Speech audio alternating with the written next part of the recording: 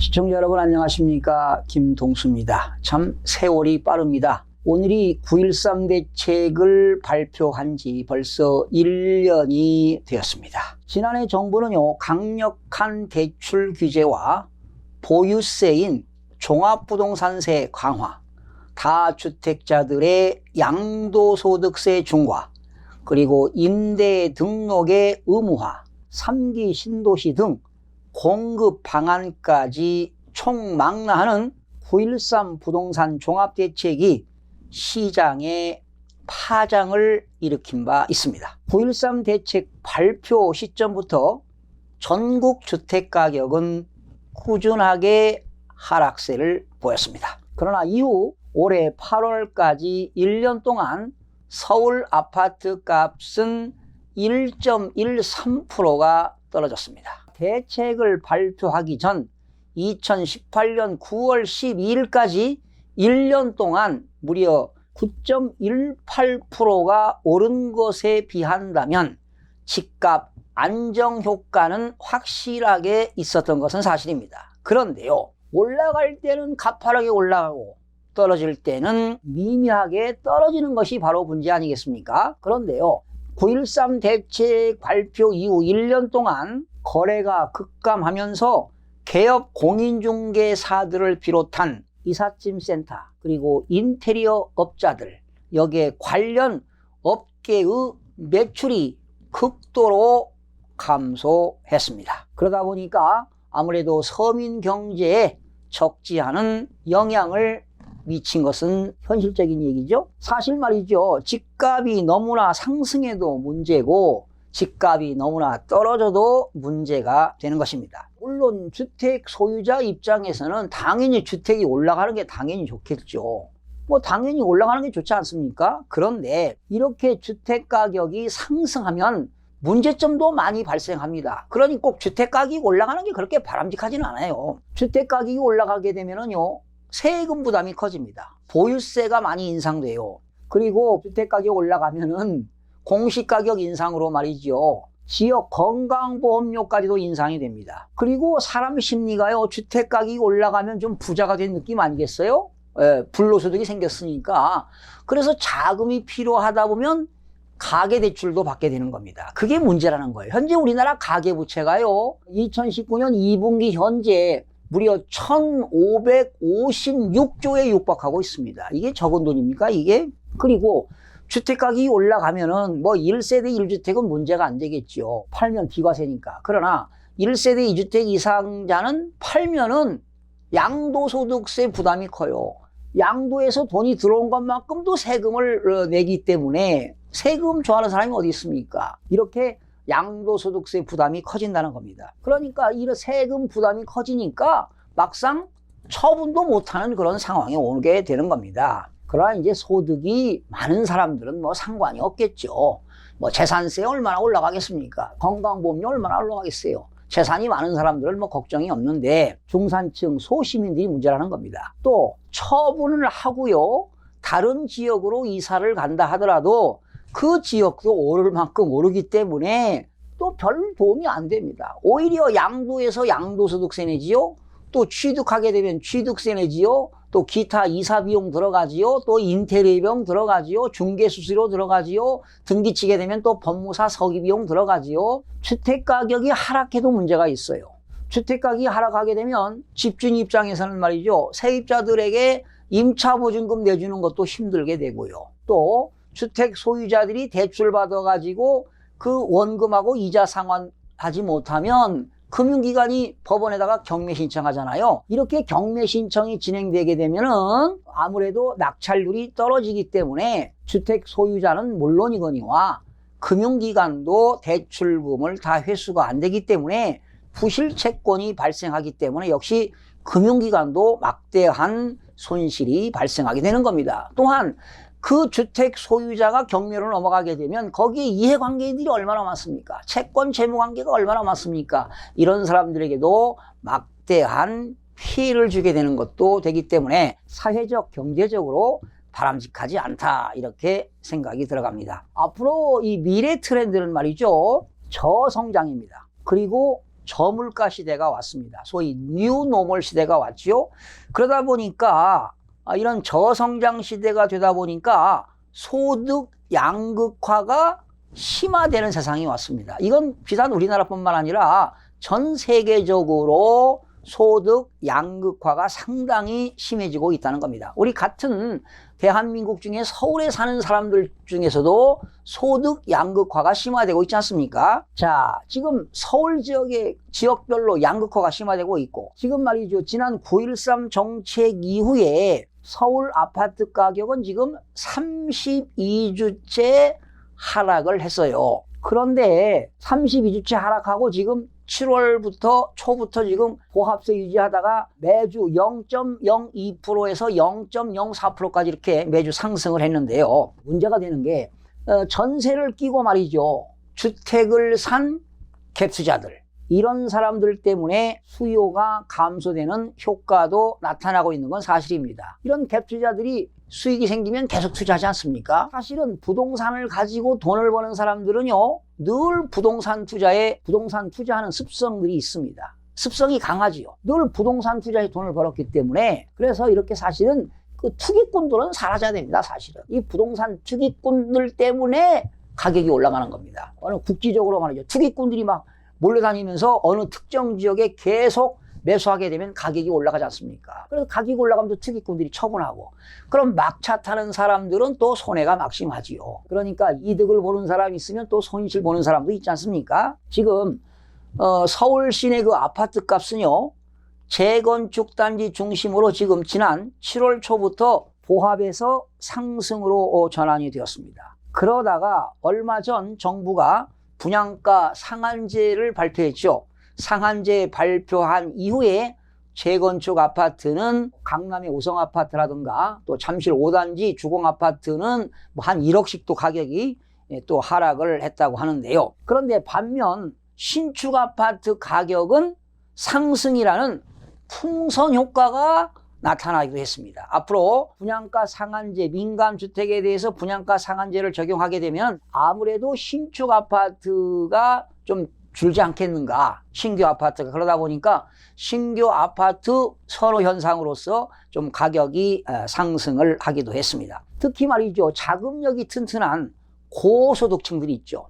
이런 자금력이 튼튼한 고소득층들이 고가주택, 즉 고가주택 하면은 양도가액이 9억 원을 초과하는 주택을 고가주택이라고 하는데, 이런 고가주택을 매수에 나서면서 아파트 비중이 좀 거래가 비중이 상당히 컸습니다. 그래서 한동안 또 다주택자들이 다 처분하고 말이죠, 똘똘한 한 채 사는 그런 또 바람이 한동안 불다 보니까 어느 특정 지역에는 국지적으로 가격이 상승하기도 했습니다. 또한 정부가 3기 신도시 이 공급을 하겠다는 그런 영향을 받아가지고 말이죠, 1기, 2기 이 신도시 주택 가격은 약세로 전환되기도 했고요. 그러나 지방 같은 경우는 어떻습니까? 지방 같은 경우는 대대광이죠. 대구, 대전, 광주, 대대광을 제외한, 대도시를 제외한 충청도, 경상도, 부산 지역 다, 제주도까지, 강원도까지 다 가격이 하락으로 전환이 되었습니다.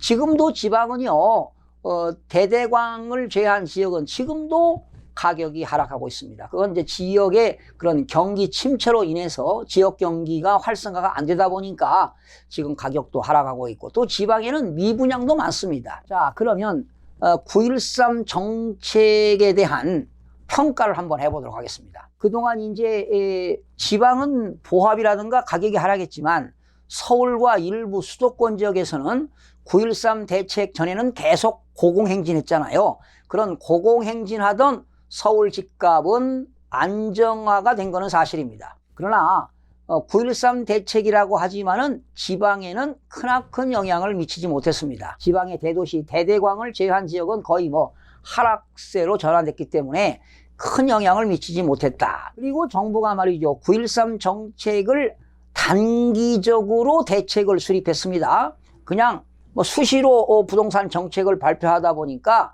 양극화가 지금 심화되고 있고요.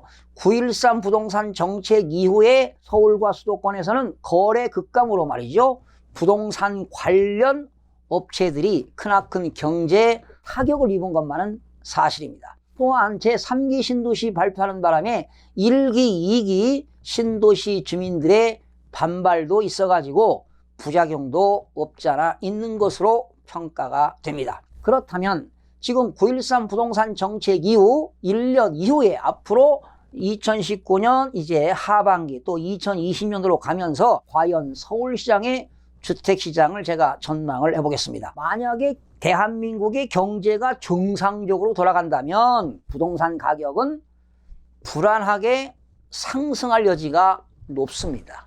그런데 지금 여러분들도 알다시피 대한민국 경제가 지금 제대로 돌아가고 있는 건 아니지 않습니까? 자, 그런데 이 대한민국의 집값은요, 뭐 대한민국뿐만 아니라 전 세계적으로 수요 공급 원칙에 따라서 문제가 발생합니다.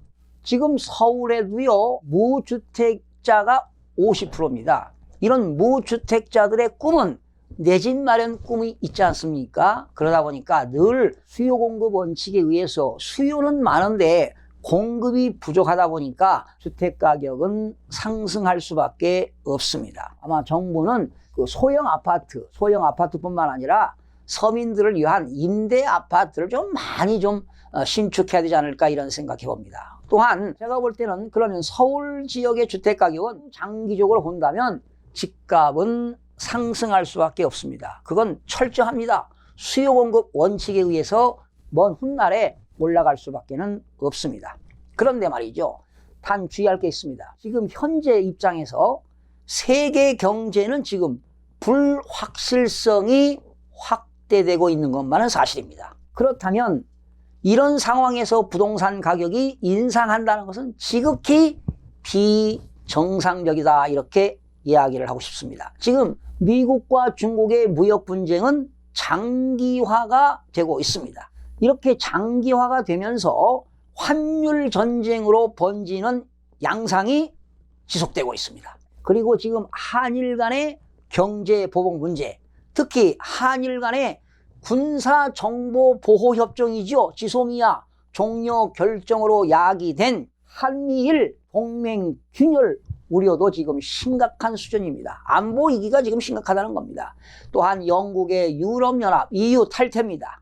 브렉시트에 대한 우려 등이 복합적인 문제로 지금 글로벌 경기가 둔화되고 있습니다. 즉 세계 경제가 안 좋다는 것입니다. 그리고 대한민국은 현재 저출산과 고령화로 생산 인구가 2020년부터 매년 50만 명씩 감소되고 있습니다. 이런 악재들이 많습니다. 또한 이렇게 미국과 중국의 무역 분쟁으로 말이죠. 수출이 지금 9개월째 감소되고 있죠. 기업들은 투자가 부진되고 있죠. 또 우리 가계 개인들은 소비 부진으로 지금 저물가, 저성장, 디플레 현상이 오고 있는 현실입니다. 이런 가운데 주택 가격이 상승한다는 건 지극히 비정상적이다. 만약에 세계 경제 위기가 서서히 오기 시작해서 2020년도에 경제 위기가 온다면 원화 가치는 떨어지겠고 역시 실물 자산인 주택 가격도 하락할 수밖에 없다는 그러한 결론이 돌출될 수가 있습니다. 그렇다면 지방 주택 가격 전망은 어떻게 될 것이냐? 지방은 말이죠. 그 지역에 거시경제에 크나큰 영향을 미칩니다. 지금 지방의 경제 상황은 상당히 열악하지 않습니까? 지방의 대도시인 대구라든가 대전이라든가 광주 등을 제외한 소도시는 국지적으로 상승하는 지역도 있겠지만 대부분 지방에는 주택 가격이 하락할 것으로 예상이 됩니다. 그렇다면 9.13 정책 이후에 제 개인적으로 정부가 이러한 보완점을 가진다면 어떨까 이런 생각해 보는데요. 여러분 9.13 정책을 수립할 때 말이죠. 보유세, 재산세라든가 종합부동산세를 강화했지 않습니까? 그런데 양도소득세까지도 강화했어요. 1세대 2주택을 10% 중과, 1세대 3주택은 7단계 초과 누진세율에서 20%를 중과했으니까 여러분 최고 세율이 42%에서 20%면 62%입니다. 거기다 지방소비세 6.2% 더하면 최고 세율이 68.2%입니다. 거기다가 살 때 취득세까지 하면은 70%가 넘는 게 세금인데 누가 양도하겠습니까? 억울해서 양도 안 하지요. 만약에 내가 10억을 벌었다 양도해서 7억이 세금인데 누가 양도하겠습니까? 그러다 보니까 거래가 급감한 겁니다. 사실 거래가 급감하면은요, 취득세도 안 거칩니다. 그러면 지방자치단체 세수에도 악영향이 있는데, 제가 볼 때는 취득세라든가 양도소득세를 완화하는 정책을 수립했다면 좀 정상적인 거래가 되지 않았을까 생각이 들어갑니다. 그래서 이렇게 정상적인 거래를 활성화시켜야 경제가 순환이 되는 거 아니겠습니까? 그래서 이제 결과적으로 9.13 정책에는 보유세와 거래세, 양도소득세인 거래세까지 높게 하다 보니까 주택을 보유하고 있는 사람, 보유해도 문제가 있고 주택을 처분해도 상당히 곤란한 상황에 직면한 겁니다. 그러니까 주택을 가지고 있는 사람들이 보유하게 되면 세금도 많이 내고 팔면은 양도소득세도 많이 내다 보니까 이러지도 못하고 저러지도 못하는 거 아니에요. 주택을 보유하고 있자니 그렇고 처분하니 있자니 말이죠. 이렇게 진퇴양난에 빠진 것이 현실적입니다. 그래서 제가 볼 때는 정부는 거시적인 정책으로 주택가격을 안정화시키는 대책이, 어떠한 대책이 수립돼야 할 것입니다. 늘 정부는요, 수십 년 동안 말이죠, 스폰지 게임을 했습니다. 부동산 정책을 규제하고 완화하고 규제하고 완화하고 이런 정책이 수십 년간 되풀이 되었습니다. 이제는 정부가 거시적인 안목에서 미래를 좀 내다보고 중장기적인 부동산 정책을 수립해서 일관성 있게 또 국민들에게 신뢰할 수 있는 그러한 정책들이 수립되어서 주택가격이 안정화되었으면 하는 그런 기대를 해보면서 오늘 마무리하겠습니다. 시청해주신 여러분 대단히 고맙습니다.